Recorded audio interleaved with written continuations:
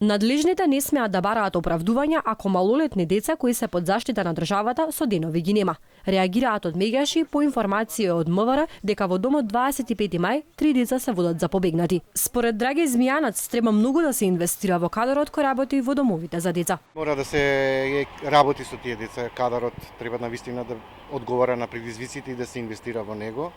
Секако полицијата и Министерството за труд и социјална политика мора да бидат синхронизирани како систем на време да реагират и да ги пронајдат деца да ги вратат таму од каде што се побегнати. Многу скандали се случија за кратко време во ресорот социјала. Се сеќавате тргувано дете, подведувано, детска проституција и така натаму, па потоа сомнеш за посвојување на деца, дека се занимавале со мито и корупција, одредени луѓе јавното обвинителство покрена постапка.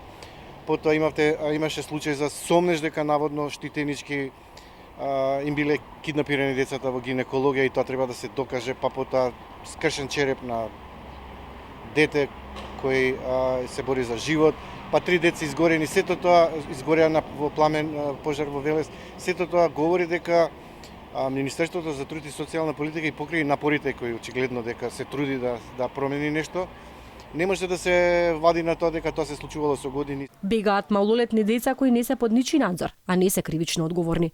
Претежно малолетни деца бегаат под 14 години, знаат дека кривично се неодговорни и прават што сакат.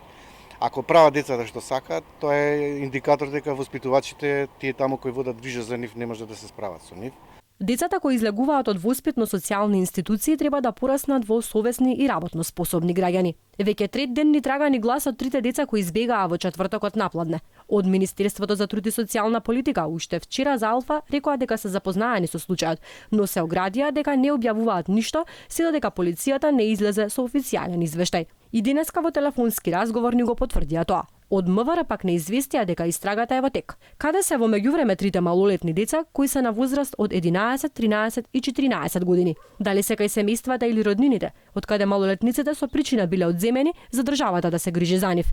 Ниту една надлежна институција нема одговор. Министерката за труд и социјална политика Мила Царовска во петокот изјави дека тоа што децата бегаат од домовите е нешто нормално.